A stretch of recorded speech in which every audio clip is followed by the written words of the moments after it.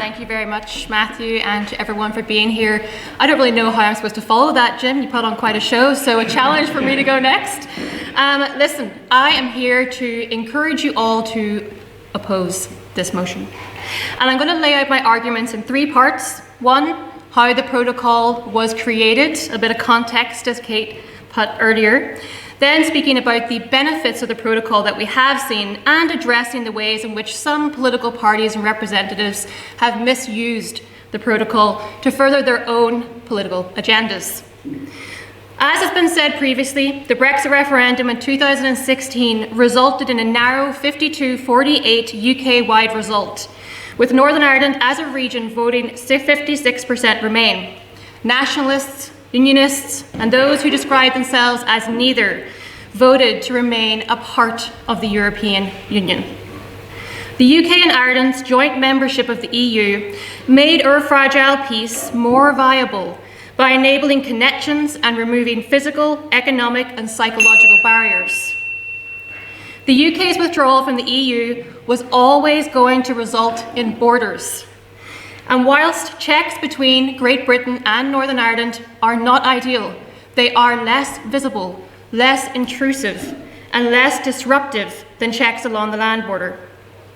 There was little support for Brexit in 2016 in Northern Ireland, and there's little support today.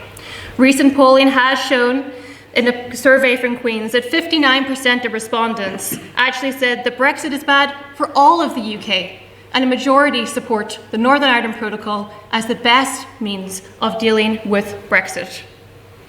Now to the benefits.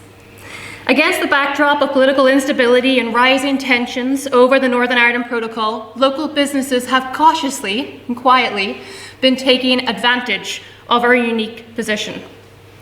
I, for one, think it is wonderful that County Down-based sandwich company Deli Lights now has pretty significant contracts with supermarket giants instead of British-based sandwich firms.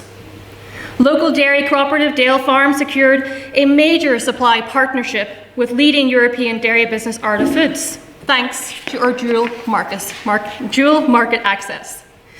Northern Ireland exports are up by 1.5 billion in just 2 years.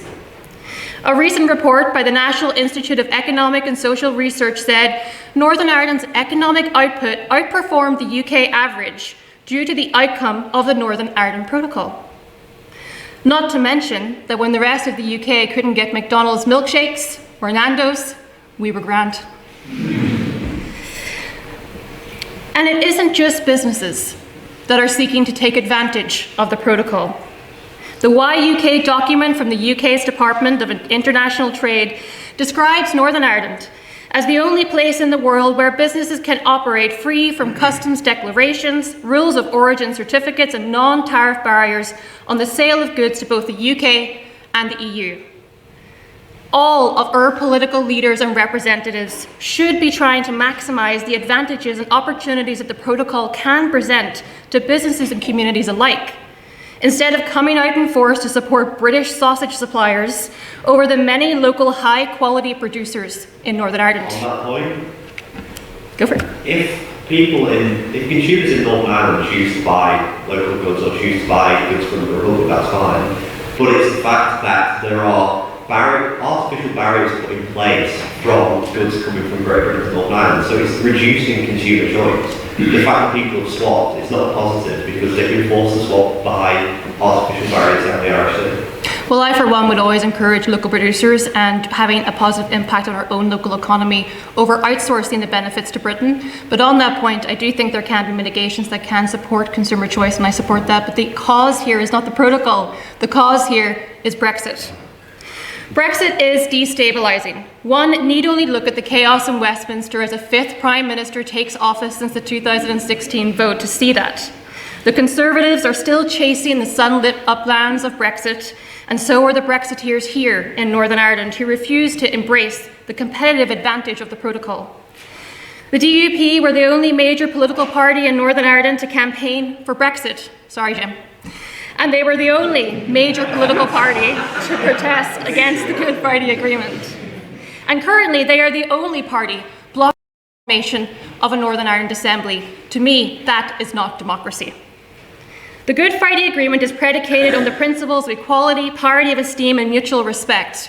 It is, by and large, a compromise. No one party satisfied all of their demands. Rather, they found a way forward in the spirit of generosity and compromise. Unilateral action and absolutionist approaches strike at the very heart of our peace process. Northern Ireland remains a post-conflict society still grappling with intergenerational trauma. Several areas continue to languish, steeped in deprivation, with as many as 1 in 4 children living in relative poverty. That will only get worse this winter. The Northern Ireland Protocol could transform the economy, if only the politicians would let it. It is not the cause of conflict, but the solution. Can it be improved on? Yes, absolutely. But it remains the best means of safeguarding our peace, protecting our businesses, and recognising the unique circumstances of Northern Ireland. Because let's not forget that many of us are European citizens too. And just on a final point around consent, because it's been mentioned here plenty, and as Kate has already said, consent under the Good Friday Agreement is clear, as well as under the Northern Ireland Act 1998.